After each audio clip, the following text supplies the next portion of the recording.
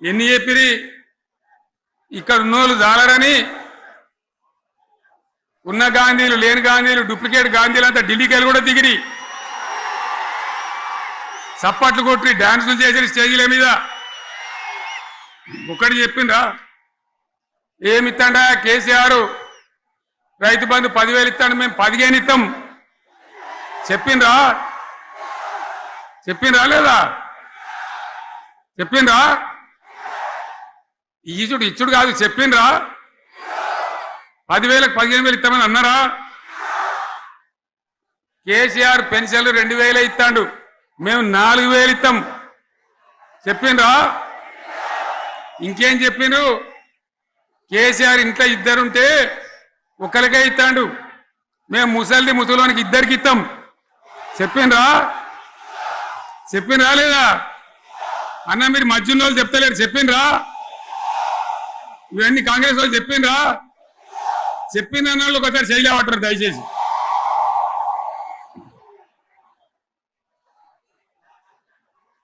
దివ్యాంగులకు కేసీఆర్ 4,000 ఇస్తాడు పెన్షను మేము 6,000 ఇస్తామండి అన్నారా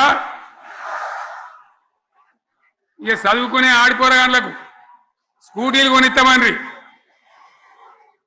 కొనిచ్చారా అన్నారు కదా విద్యార్థులకేమో విద్యా కార్డు ఇస్తామండ్రి 5 లక్షల గ్యారంటీ కార్డు బ్యాంక్ కార్డు ఇస్తామండ్రి ఇట్లా ఎన్ని మాటలు చెప్పారు ఇక ఉరుకురి ఒకరినికోడు ఉరుకురి 2 లక్షల లోన్ తెచ్చుకొని డిసెంబర్ 9 నాడే కథం ఒక కలంపోటుతోనే కథం అన్నరా మరి చేసిండ్రా చెయ్యలే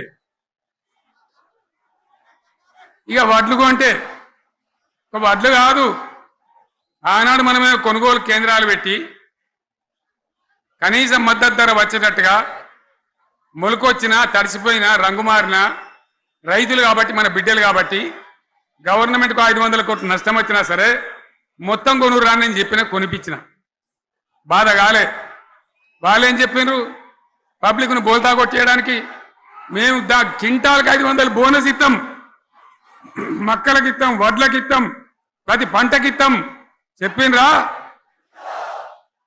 ఇటువంటివి చెప్పుడే కాదు వీటితోని ఇంకొక 420 హామీలు చెప్పిండ్రు వాళ్ళ నోటికి మొక్కాలే కళ్యాణ లక్ష్మి కేసీఆర్ 1,00,000 రూపాయలు ఇస్తాడు మేము వస్తే తులం బంగారం కూడా కల్పిస్తామండి అన్నరా ఏమన్నా నత్తందా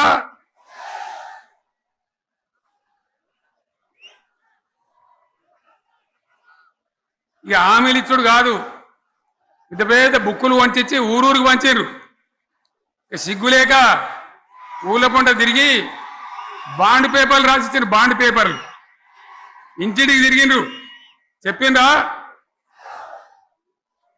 చాలా మంది అడిగిండ్రు మరి మీరు అడ్డగోలు చెప్తున్నారు అడ్డం పొడుగు చెప్తున్నారు ఎటువంటి అంటే చెప్తున్నారు యాడికెళ్ళి ఇస్తారా భయ అని అడిగాను పేపర్ వాళ్ళు అడిగాను ఇప్పుడు ఆర్థిక మంత్రి ఉన్నాయన టీవీలలో చెప్పిండు ఆయన ఇస్తాం చేసి చూపిస్తాం మాది పేద పార్టీ 120 ఏళ్ళ అనుభవం ఉన్న పార్టీ మమ్మల్ని మించిన సిపాయిలు లేరు అని ఒకటి జబ్బలు తరిచే ఒకటి మెడలు తరిచే డైలాగులు కొట్టి మేము ఇచ్చేస్తామన్నారు ఇచ్చిండ్రా ఇయ్యలే రుణమాఫీ చేయలే మధ్యలో పార్లమెంట్ ఎలక్షన్లు వచ్చినాయి అప్పుడు నాకు కాలు ఇరిగింది కుంటుకుంటున్నాం మెంటుకుంటున్నాం మళ్ళీ నేను బయలుదేరిన ఆ దెబ్బకి ఏం చేసిండ్రు తెలంగాణలో ఎన్ని దేవుళ్ళు ఉన్నాయో అన్ని దేవుళ్ళ మీద ఒట్లు పెట్టుకున్నారు పెట్టిండ్రా బహిరంగ సభలలో ఆడిడ కూడా కాదు ఇన్ని మాటలు చెప్పి ప్రజల్ని ఏమార్చింది ఒక ఉచిత బస్ అని పెడితే అది జుట్లు పట్టుకొని కొట్టుకుంటానికి మనకత్తాను తప్ప ఏమనికి ఉపయోగపడ్డది లేదు ఆ మహిళలే అంటారు మాకు ఎందుకంటే ఉచిత బస్ దరిద్రం మాకు అవసరమే లేదు అంటారు అటువంటి ఒక పథకం పెట్టి ఇక ఇప్పుడు మళ్ళీ పెద్ద నోరు పెట్టుకొని వాళ్ళే మాట్లాడతారు అంటే అంటే మాట్లాడతారు అబద్ధాలు చెప్తారు మాట్లాడితే బీఆర్ఎస్ వాళ్ళ మీద నింద మాట్లాడితే కేసీఆర్ మీద నింద ఇది ఒక అలవాటు చేసుకొని ఎవరికి నోరుంటే వాంతే లెక్క అనే పద్ధతిలో అడ్డమైన మాటలు మాట్లాడుతూ చాలా ఘోరంగా మోసం చేస్తా ఉన్నారు. ఏ చిన్న కార్యక్రమం ఉన్న ముఖ్యమంత్రిగా నేను రావడం లేదా? ఇదే రవీంద్ర భారతిలో ఈ సంవత్సరం క్యాలెండర్ తీయండి, ఎన్ని కార్యక్రమాలలో నేను వచ్చి మిమ్మల్ని అందరినీ కలిసిన. ప్రతిరోజు ఎక్కడికి వెళ్ళిన అత్యంత సామాన్యులను కూడా కలిసి ఎవరు పిలిచినా రేవంత్ అన్న అంటే ఏంది అని వెనక్కి తిరిగిపోయి కలిసి మాట్లాడి వాళ్ళ సమస్యలు తెలుసుకొని పరిష్కరించే ప్రయత్నం చేస్తున్నా కదా. తీయండి, 94 నుంచి 2004 వరకు 10 సంవత్సరాలు తెలుగుదేశం అధికారంలో ఉంది.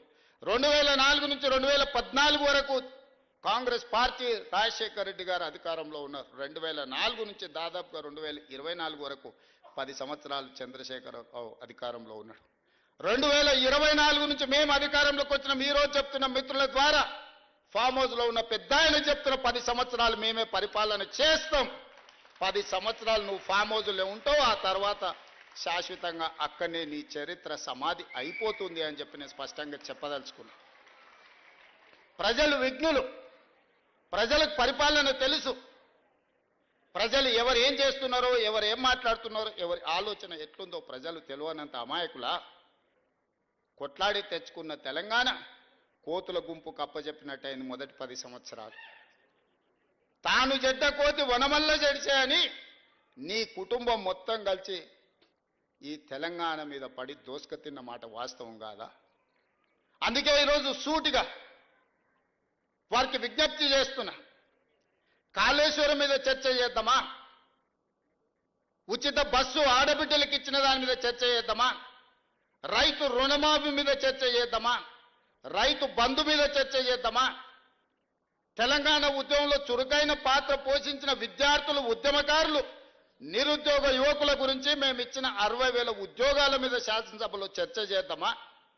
లేదా 30 సంవత్సరాల నుంచి ఎంతో మంది ప్రాణాలు వదులుకొని సాధించుకోవాలనుకున్న ఎస్సీ వర్గీకరణ మీద చర్చ చేద్దామా?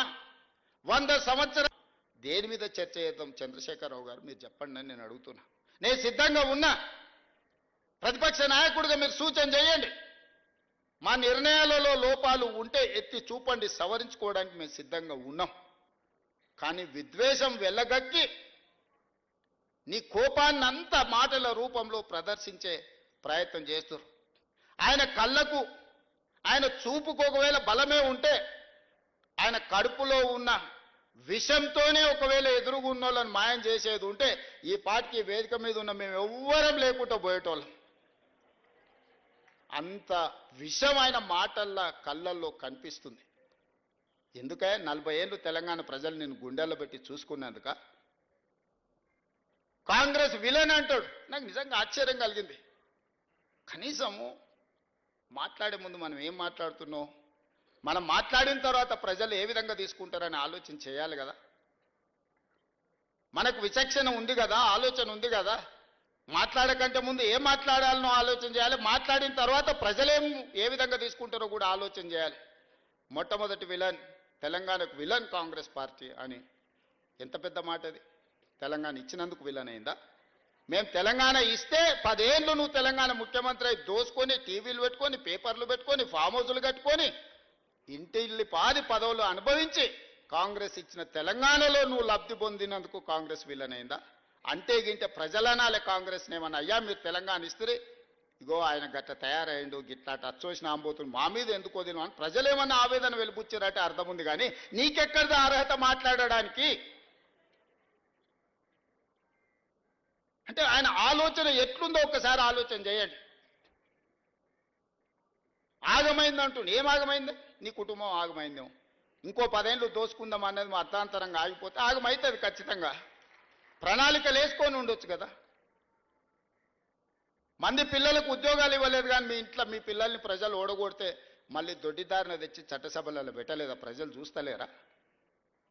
అందుకే కదా మీ ఉద్యోగాల నుంచి తొలగించింది ప్రజలు మిమ్మల్ని. ఇవన్నీ చూసినాక ఓ పెద్ద మనిషిని ఏదో మాట్లాడుతుంటే చెప్పాడు, 100 ఎలుకలు తిన్న పిల్లి తీర్థయాత్రలకు పోయిందంటే నేను మొత్తం మారిపోయినా అని. వరంగల్ సభ గట్లుంది. చేసిన పాపాలన్నీ చేసి వరంగల్ పోయి నేను కడిగేసుకున్నా అని ఆయన అనుకుంటుండు. కడగలేదు, 101 పాపం కూడా అక్కడ చేసి వచ్చిన స్వామి నువ్వు. ఎందుకంటే కాంగ్రెస్ తెలంగాణకు విలన్ అనడం ద్వారా కానీ ఒక్కటి మాత్రం నాకు అర్థమైంది, నా పేరు తీసుకొని కూడా ధైర్యం రాలే. మొత్తం ప్రసంగం మీరు గమనించండి, ఎక్కడైనా పేరైనా తీసుకున్నాడా? మా కాంగ్రెస్ పార్టీ కార్యకర్తల బలం ఏందో దాన్ని బట్టి అర్థమైంది కదా. అందుకే ఈరోజు బసవన్న స్ఫూర్తిగా ప్రజాస్వామిక విలువలను కాపాడాలి, ప్రజలు మెచ్చే విధంగా పరిపాలనను అందించాలి, ప్రజల కోసం సంక్షేమ పథకాలను అమలు చేయాలి, ప్రజల అభివృద్ధి కోసం ప్రణాళికలు సిద్ధం చేయాలి, రాష్ట్ర ఆదాయం పెంచాలి, పేదలకు పంచాలి అన్న బసవేశ్వరుడి సూచనతోనే ఈ ప్రభుత్వం నడుస్తుంది, ఈ ప్రభుత్వం భవిష్యత్తులో నడుస్తుంది అని నేను చెప్పదలుచుకున్నాను.